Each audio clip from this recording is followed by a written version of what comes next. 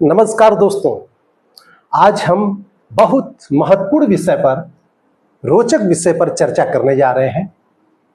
धर्म और विज्ञान में मतभेद।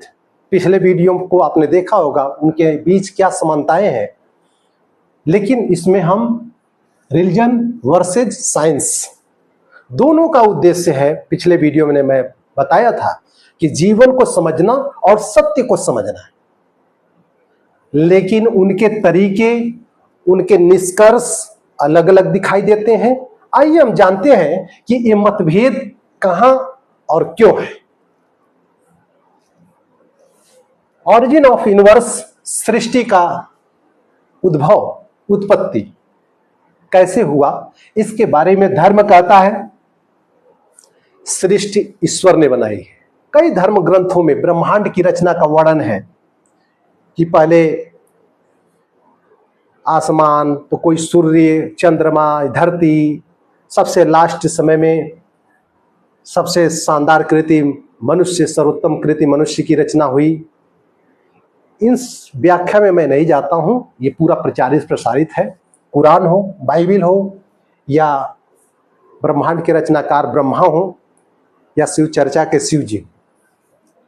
लेकिन विज्ञान थ्योरी देता है, बिग बैंग की थ्योरी, कि 13.8 अरब वर्ष पहले ब्रह्मांड अत्यंत सूक्ष्म, अत्यधिक गर्म और घने बिंदु सिंगुलरिटी के रूप में था। बिग बैंग यानी महाविस्फोट हुआ और वहीं से समय, स्थान, स्पेस, ऊर्जा और सबसे महत्वपूर्ण पदार्थ की उत्पत्ति हुई। उसी पदार्थ का विस्तार है ब्रह्मांड, जो लगातार जारी है।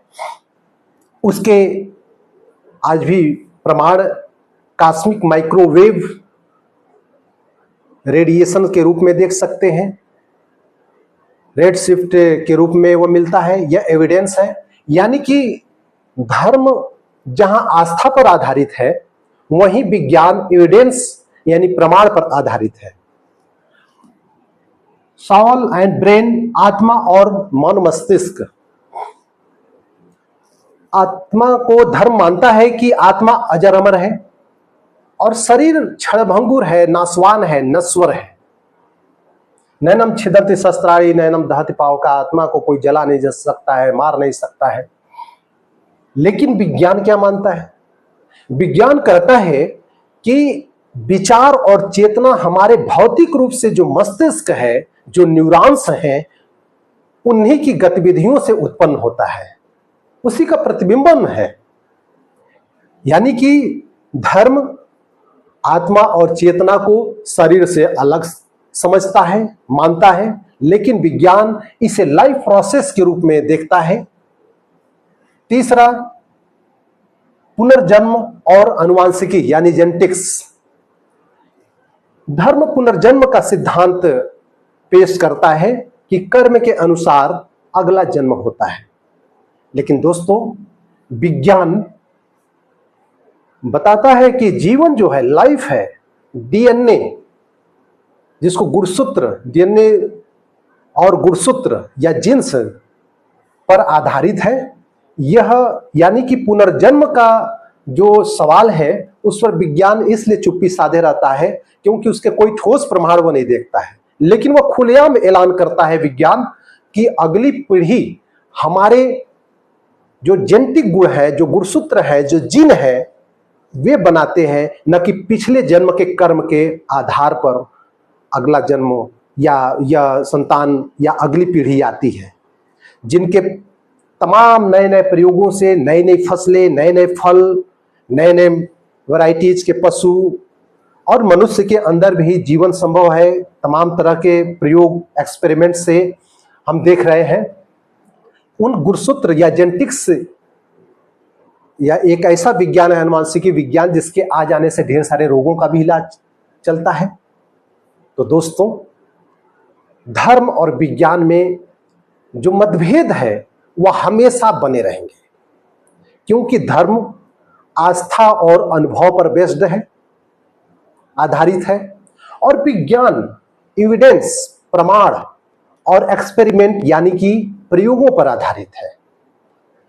और व्यवहारिक तौर पे अगर बात किया जाए तो इन मतभेदों को समझना ही हमें संतुलित दृष्टिकोण देगा। हमें चाहिए कि जहां विज्ञान हमें एविडेंस यानी रीजंस, तर्क और प्रमाण देते हैं, उनको जीवन में स्वीकारें। वहीं दूसरी तरफ धर्म के अंदर जो मौजूद अंध परंपराएं हैं, रूढ़ियां हैं, ढोंग पाखंड हैं, उनसे दूर रहने का साहस करें।